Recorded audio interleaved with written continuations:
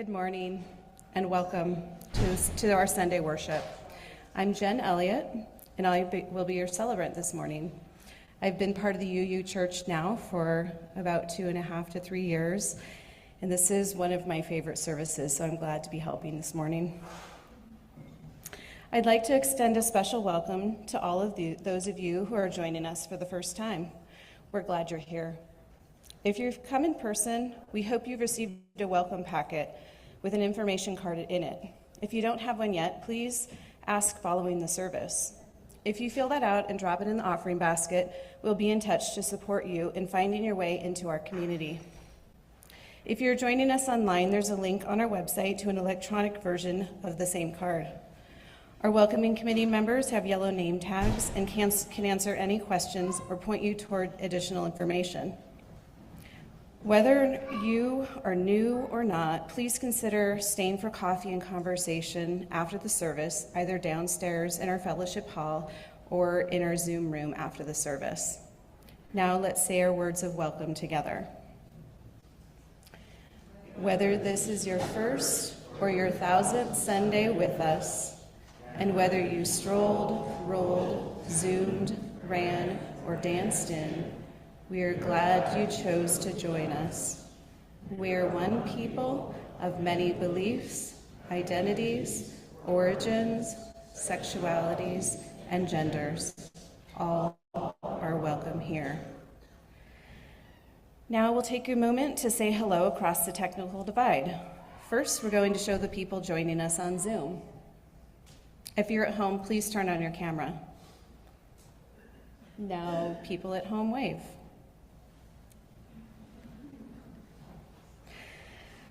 Now, people who are attending the service in our building, it's your turn to wave.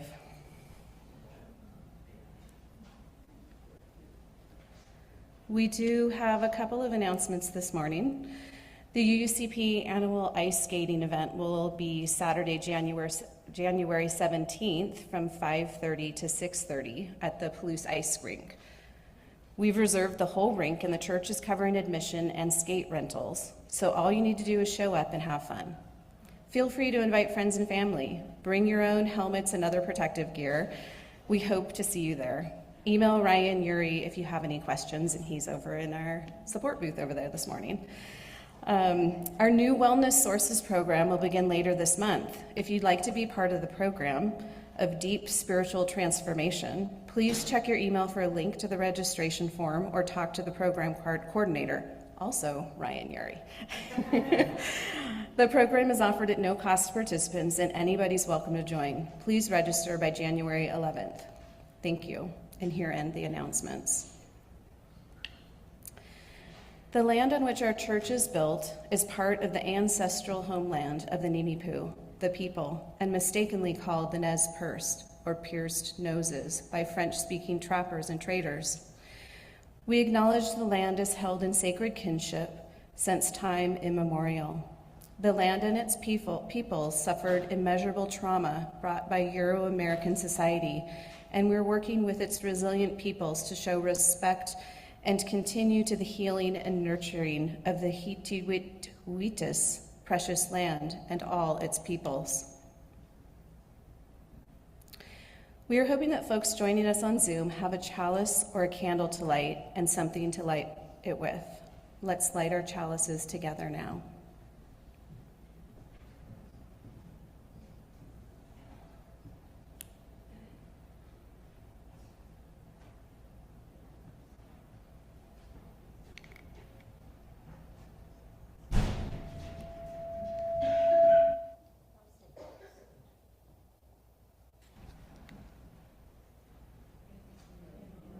Of truth and the warmth of love, we gather to seek and seek to share.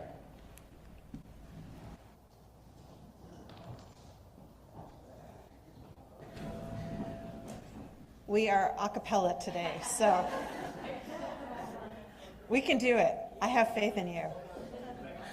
From all that dwell below the skies, let songs of hope and love arise. Let beauty, truth, and good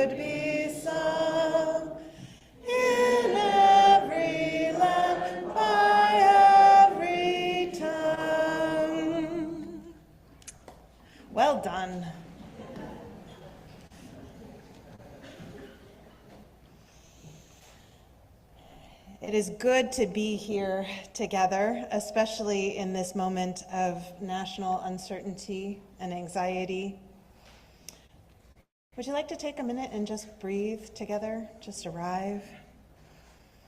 If it feels good, maybe lay a hand on your heart or on your belly.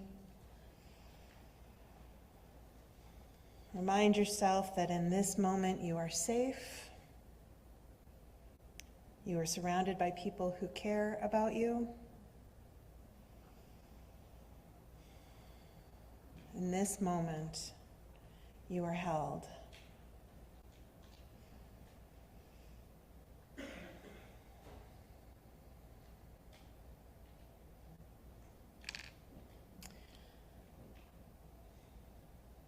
Prolonged stress causes all kinds of physical and emotional and spiritual problems. It's not healthy for humans to live in a state of constant fear, yet we don't have much choice. So as an act of kindness to ourselves and others, we need to continue to prioritize practices that help calm our nervous systems, practices that keep us sane and grounded and able to respond creatively and compassionately to the close-in challenges that we actually have some influence over. So let's take one last big deep breath.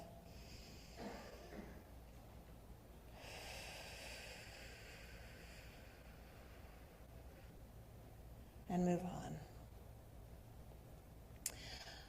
Our service this morning is an annual tradition. It's a time where we reflect together on the year past, and it leads into a ritual space where we let go of some things and hold on to others. We call it the burning service because we send the things we're ready to let go of up in smoke, literally. Those of you who are here in person, you should have received 2 pieces of paper. We tried to make them small so they won't smoke too much, but we also experimented with flash paper, and it's terrifying. So we've got the windows open. Hopefully the smoke won't get too bad. Those of you who are joining us from home, you're going to need to set something up for yourself. You'll want 2 small pieces of paper and some place to burn it. Burn one of them. An ashtray next to your chalice or candle would work, but people are a lot less likely to have ashtrays than they used to be. So I've found that you can make a fireproof container just by, taking a plate or a bowl and putting some sand or some rocks in the bottom, or you can use a pot that's metal. And if you're afraid of fire or you don't want to burn anything today, just know that there are other options. I know one person likes to tear the paper up into teeny tiny pieces and flush it down the toilet. This is also a very effective way to release something, whatever works. The new year, the turning of the year, offers us an invitation to reflect, to let go, and to start fresh if in the ways that we choose. So this morning, we'll accept that gracious invitation. And we're going to sing again. Let's get the words up on the screen. It's gathered here. I will sing it through once, and then I'll invite you to rise, and hopefully we can sing it together. And if you have a hard time getting it, we're going to sing it through 3 times, so you can always just listen. It goes like this. Gathered here in the mystery of the hour, gathered here in one strong body, gathered here in the struggle and the power, Spirit, draw near.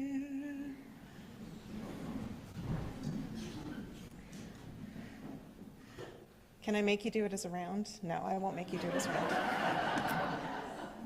We'll just sing it through together 3 times. Here we go. Gathered here in the mystery of the hour, gathered here in one strong body, gathered here in the struggle and the power, Spirit, draw near. Gathered here in the mystery of the hour, gathered here in one strong body, in the struggle and the power, Spirit, draw near. Gathered here in the mystery of the hour, gathered here in one strong body, gathered here in the struggle and the power, Spirit, draw near.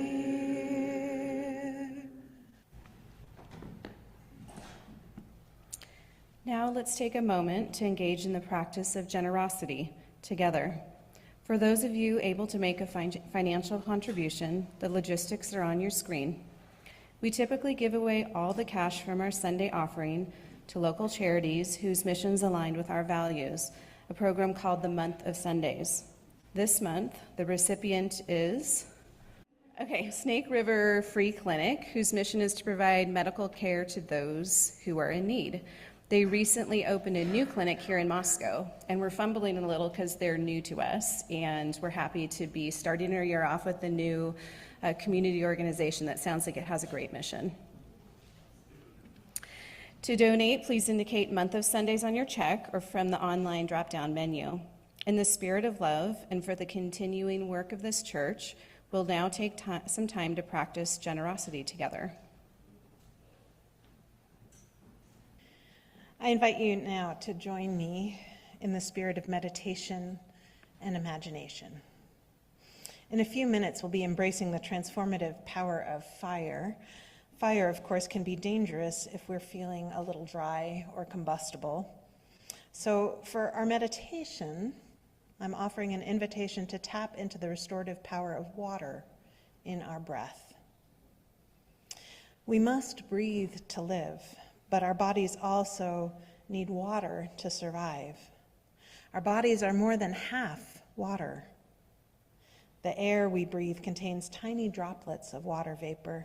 Can you feel them in your breath, flowing in and out of your body, like waves gently rolling in and out from the shore? Take in a deep breath with me now.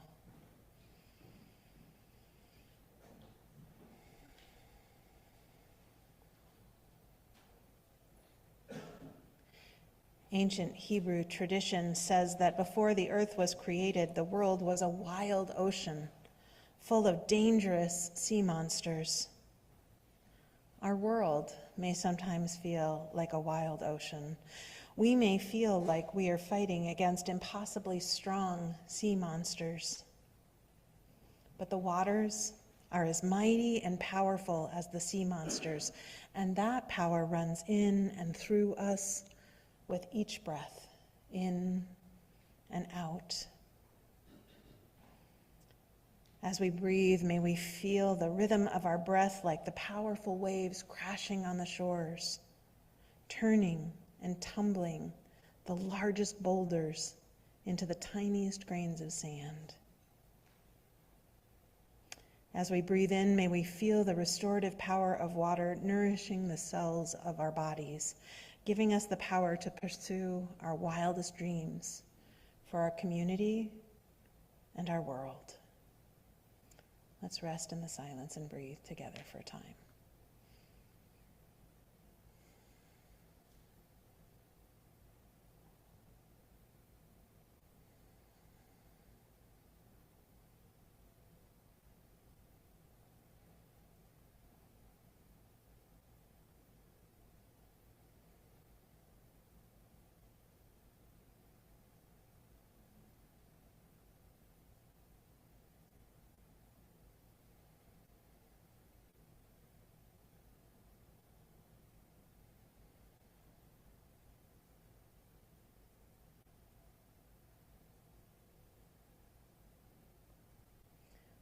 breathe in, breathe out, breathe in, breathe out, breathe in, breathe out, breathe in, breathe out. When I breathe in, I'll breathe in peace. When I breathe out, I'll breathe out love. When I breathe in, I'll breathe in peace. When I breathe out, I'll breathe out love. When I breathe in, I'll breathe in peace. When I breathe out, I'll breathe out love. When I breathe in, I'll breathe in peace. When I breathe out, I'll breathe out love. When I breathe in, I'll breathe in peace. When I breathe out, I'll breathe out love. Breathe in, breathe out, breathe in, breathe out.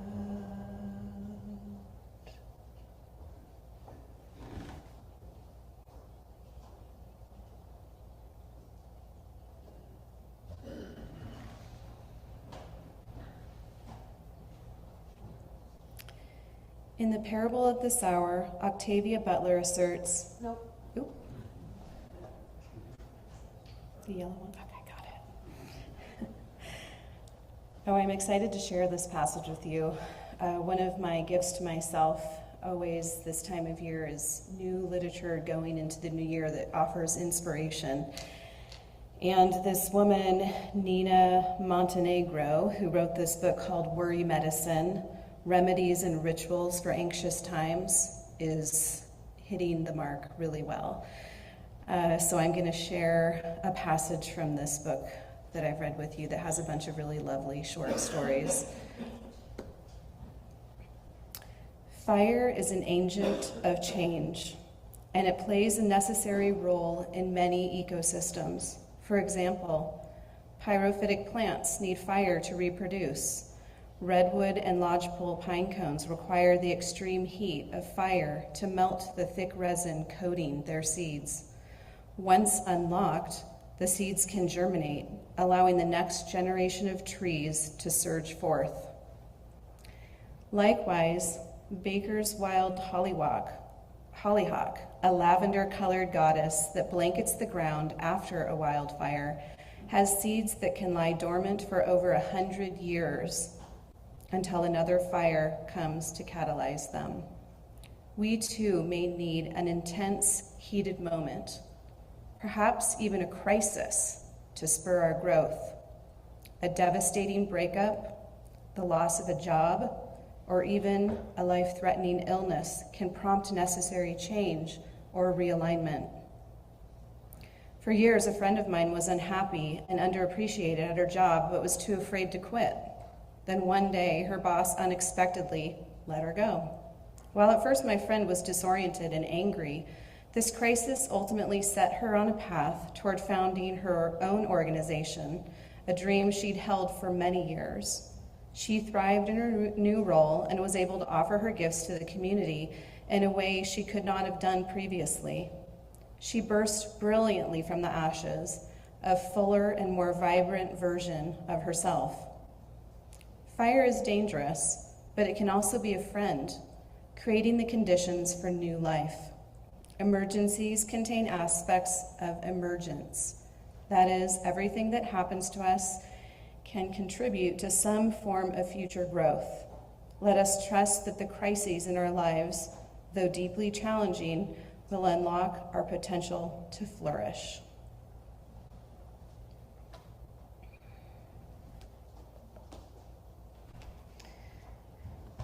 Thank you. In the parable of the sower, Octavia Butler asserts the only lasting truth is change. God is change. In my experience, belief in a deity aside, she's on to something. Everywhere I look, everything is always changing. That said, there are many different mechanisms of change. If we look to nature, we see slow processes like growth and decay, erosion and glaciation. We see mysterious processes like metamorphosis, where a creature literally melts into goo and then somehow reconstitutes itself as something completely different.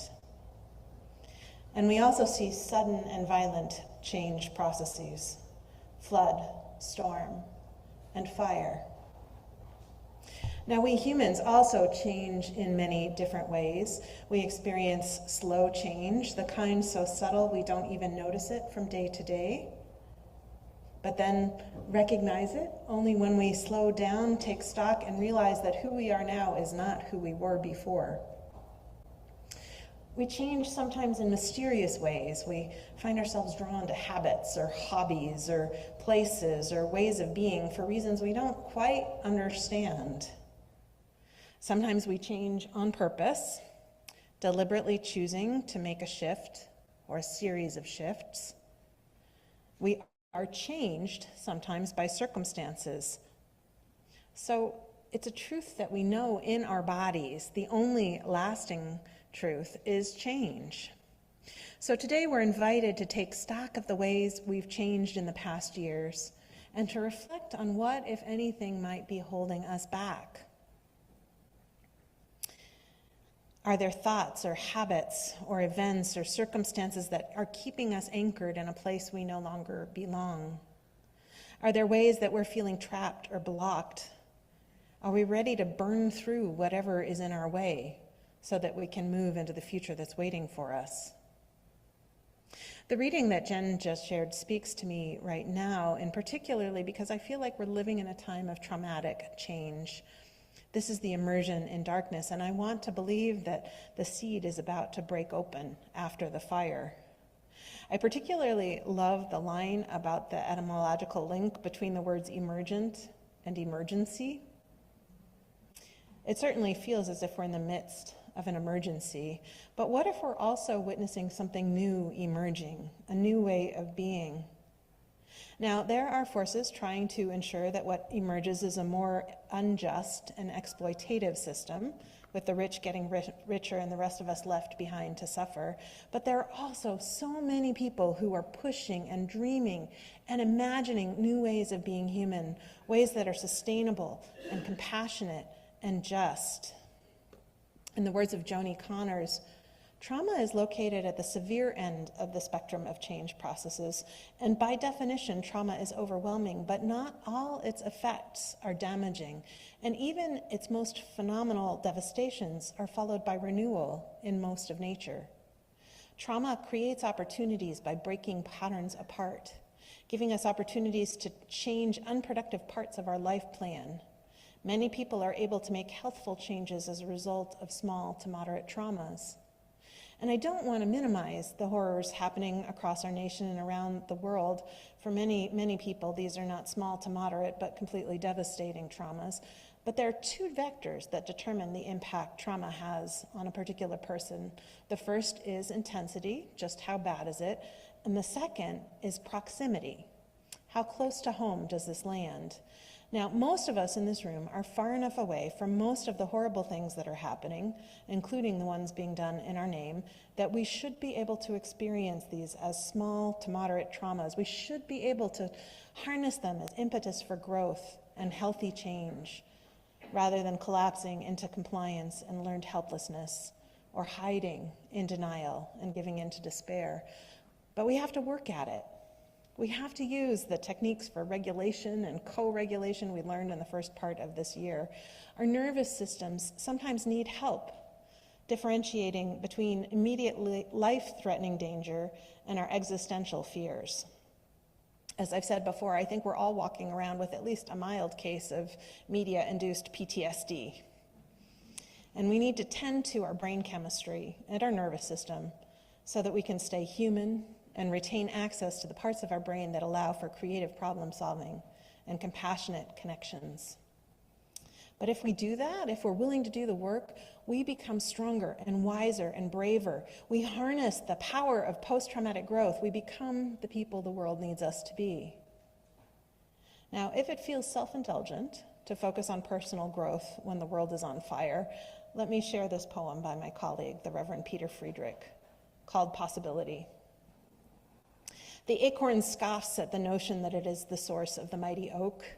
Ridiculous, replies the raindrop as it falls and joins its kin upon hearing rumors of how the Grand Canyon came to be. The marble block does not believe its eyes when shown a picture of the Pietà, nor the musical note its ears when it hears the Eroica and every love song ever written. A stone does not see itself as the foundation on which the great cathedral rests. A leaf cannot conceive that it breathes for all the world. Is it any wonder, then, that we too think ourselves so small? As we reflect on the past year and plan for the year to come, I'd like to invite us all to reflect on ways we might be thinking ourselves small, to consider letting some of those go. Perhaps there are stories we tell ourselves that keep us from acting on our convictions. Can we give those to the fire? Perhaps there are habits that are getting in the way of our stepping into the fullness of our potential. Are we ready to surrender them? Fire can be dangerous when it's out of control, but it can also serve as a beacon. It can cook good food. It can keep people warm and alive in a harsh environment. It can light a fire underneath a person, can get us moving, changing, and growing. Fire can open the prison, can open the seeds of possibility that lie within us. The poet Rainier Rilke writes in Go to the Limits of Your Longing, flare up like a flame and make big shadows I can move in. And the I in that sentence is spirit, is power, is goodness, is an inexorable process of social and moral evolution. I believe that 2026 is a year that will invite us to burn brightly, invite us to break open, invite us to find brave and beautiful ways to express the best of who we are. May we accept the invitation. So be it, and so may it be. Ritual is a way of manifesting in the physical world a desired shift or change in our inner landscape, and as such, it can be a powerful tool. We're going to move through a simple ritual. Know that this ritual is available to you whenever you need it. You don't have to wait until the new year. This is not work that can be rushed, so it will be up to you when and if you're ready to burn your first piece of paper. But we can't be here all day. So when we're coming to the end of the time for burning, I'll start singing. I'll sing the song through 4 times. Hopefully some of you will sing it with me. And if you're still not ready to burn your paper at the end of the chant, you can come up and burn it after the service is finished, or you can burn it at home, or again, whatever works. So let's begin by getting comfortable. If it feels okay to you, perhaps close your eyes. Take a few breaths in and out. And think back over the last year.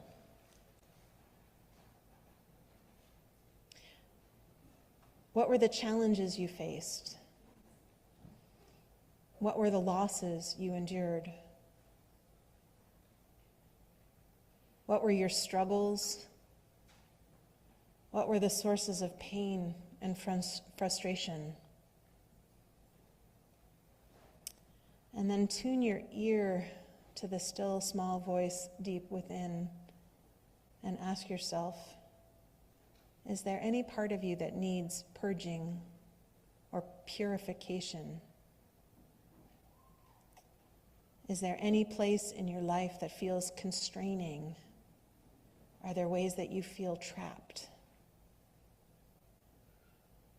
What is it that you need to let go of today? What needs to burn away in order to set you free? When you are ready, you're going to take the first piece of paper, and if you didn't get a piece of paper, there should be extras in the back. You can take the first piece of paper and write down on it whatever came to you, and then bring it to the burning bowl and burn it to let it go. If nothing comes up, it's okay to just write nothing and just burn for the sake of burning. I invite you now into our fire communion.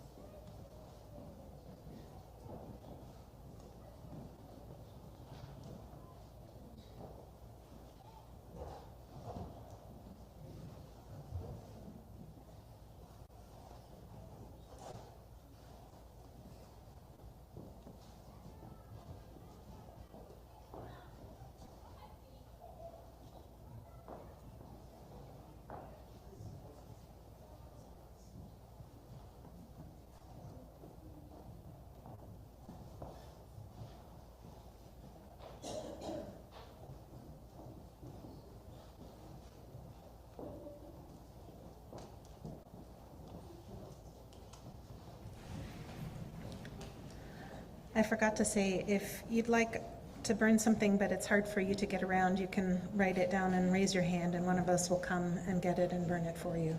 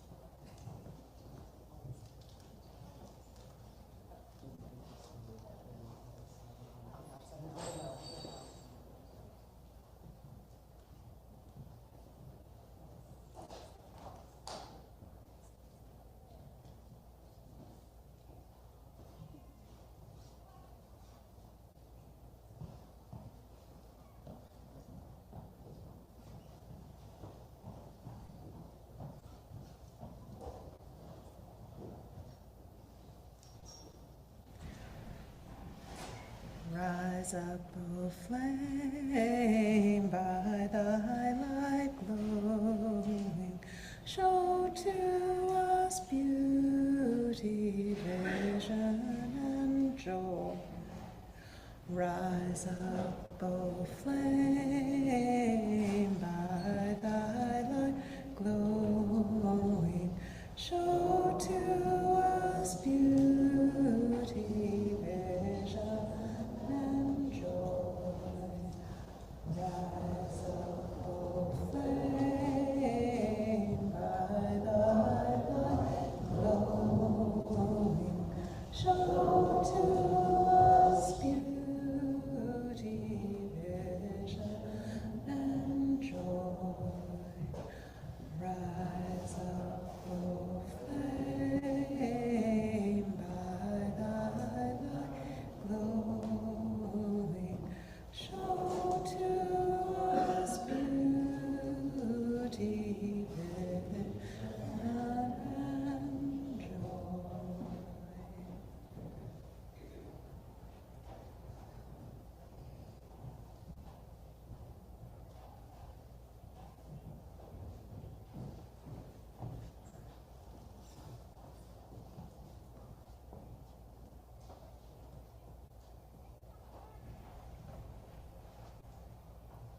New Beginnings by Lang Leaf. If I've learned anything this year, it's that I won't ever be ready for what life throws at me. I won't have the right words when it counts. I won't know what to choose when fate itself is staring me down. But now I know I don't always need to have the right answer. I've learned I can go on waiting for something, sustained by hope and nothing more. Or I can put it aside and shrug my shoulders, bravely accept the fact that I can't keep my heart safe any more than I can stop love from taking everything from me. I have learned to stop saying yes when I don't mean it, to live as authentically as I know how, to allow the tips of my fingers to skirt the darkness as long as I remember to keep my eyes fixed on the light. And as one door opens and another closes, I will move forward with the knowledge that unlike so many others, I have another year ahead of me, another shot at making it all the way around the sun, and a chance to get it right this time around.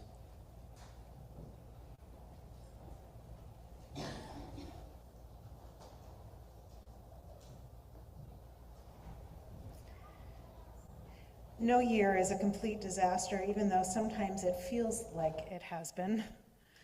In every year, there are moments of growth and discovery, gems of learning. So we're going to turn our attention now to 2025, the year that just ended. And the invitation is to bring to mind things you're grateful for, insights you've gained, the things we've learned that we want to hang on to going forward. Here are some questions for reflection as we think back over this last year. What are the important lessons you've learned? What are the positive changes you've made? What are the moments you want to make sure you never forget? We're going to write them on that second piece of paper. Those of you on Zoom, if you wish, can share them in the chat. These are treasures worth keeping. So we'll fold them up and tuck them and put them in a pocket or a purse and take them with us when we go.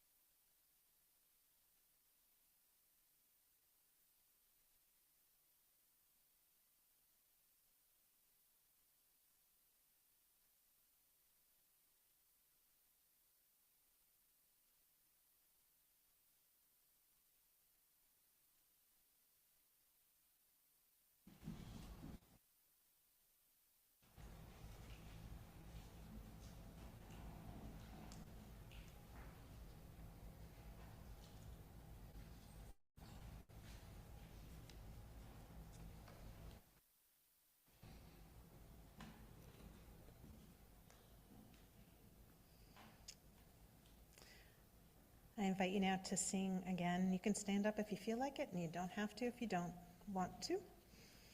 This is I Know This Rose Will Open. Do I need to apologize for being an alto? Am I setting all of these things way too low? Okay. I know this rose will open. I know my fear will burn away. I know my soul will unfurl its wings.